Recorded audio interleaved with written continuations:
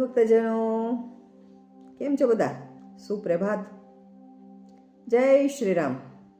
આજે આપણે ભગવાન શ્રી રામની વાત કરવાના છીએ, એટલે કે રામનવમી વિશે વાત કરવાના છીએ. એ પહેલાં પ્રાર્થના કરી લઈએ. શ્રી ગણેશાય નમઃ, શ્રી સરસ્વત્યે નમઃ, શ્રી માતૃપિતૃ ચરણ કમલેભ્યો નમઃ, શ્રી સીતારામચંદ્ર દેવતાય નમઃ. ભક્તો, ભગવાન રામનો જન્મદિવસ એટલે રામનવમી. ચૈત્ર સુદ નવમીના દિવસે ભગવાન શ્રી રામનો અયોધ્યામાં દશરથ રાજાને ત્યાં કૌશલ્યા માતાના પ્રથમ પુત્ર તરીકે જન્મ થયો હતો. એ સૌથી મોટા. દશરથ રાજાને 3 પત્ની હતી, બીજા સુમિત્રાને 2 પુત્રો અને કૈકેયીને 1 પુત્ર, 4 પુત્રો જન્મ થયા હતા. એમાં રામ ભગવાનનો જન્મ જે દિવસે થયો તે દિવસે રામનવમી હતી. બપોરે 12 વાગે જન્મ થયો રામનો. અને વર્ષોથી સંતાન પ્રાપ્તિની ઈચ્છાવાળા દશરથ રાજા અને આખી અયોધ્યા ધામધૂમથી ખૂબ પ્રસન્ન થઈ અને જન્મોત્સવ મનાવ્યો, જન્મદિવસ મનાવ્યો. હવે આપણે સૌ જાણીએ છીએ કે ભગવાન રામ એ દ્વાપર યુગમાં વિષ્ણુ ભગવાનનો થયેલો અવતાર છે. અને જ્યારે જ્યારે અધર્મનો ફેલાવો થાય છે, અસત્ય ચારે બાજુ ફેરે છે, રાક્ષસી વૃત્તિઓ દેખાતી હોય છે, ત્યારે વિષ્ણુ ભગવાન અવતાર ધારણ કરે છે. પણ તે સમયે સમાજની જરૂરત અધર્મનો નાશ કરવા માટે ભગવાન રામે મનુષ્ય અવતાર ધારણ કર્યો.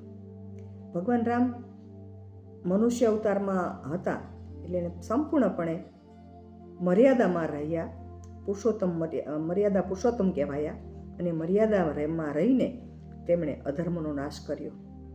રાવણનો નાશ કર્યો એટલે અધર્મનો નાશ થયો અને પૃથ્વીનો ભાર હળવો થયો અને સત્યનો વિજય થયો. એટલે ભગવાન શ્રી રામ સત્ય, મર્યાદા અને ધર્મનું પ્રતીક છે. ભગવાન રામ એક આદર્શ પુત્ર, આદર્શ રાજા, આદર્શ ભાઈ બની રહ્યા છે. અને ભગવાન શ્રી રામે પોતાની પ્રજાને નહીં, સમસ્ત પ્રજાને સંપૂર્ણ સુખી કરવા માટે એનો જન્મ હતો.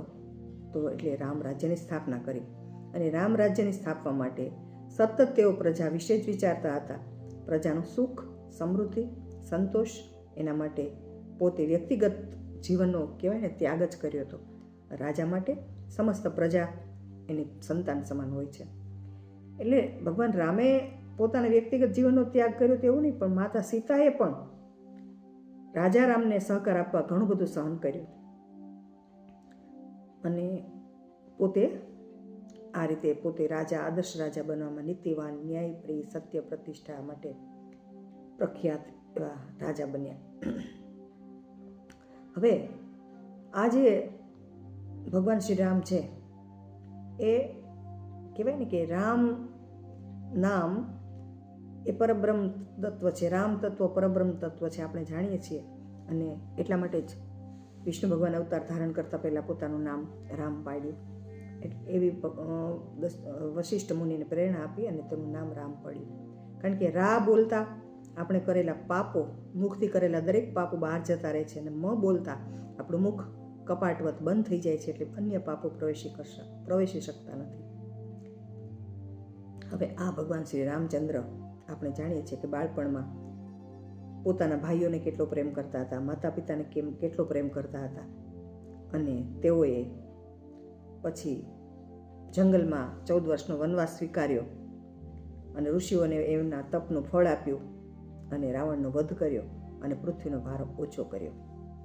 હવે આ રામ ભગવાનનો જન્મ એ તમે જુઓ ને તો અત્યારે તો આપણે નાના ગામડામાં પણ રામજી મંદિર હોય છે. અને દરેક જગ્યાએ બપોરે 12 વાગે રામ જન્મોત્સવ ખૂબ ધામધૂમથી મનાવવામાં આવે છે. પંજરી બનાવવામાં આવે, પંચામૃત, પંજરી, મેવા, મીઠાઈ, અન્ય બધા ફળ ધરાવી મંદિરને ફૂલોથી શણગારવામાં આવતું હોય. અને બધા ધામધૂમથી બરાબર 12 વાગે એટલે મહાઆરતી થાય અને ભય પ્રગટ કૃપાલા દીન દયાલાની આરતી ગવાય અને બધા પ્રેમથી, ભક્તિભાવથી છૂટા પડે.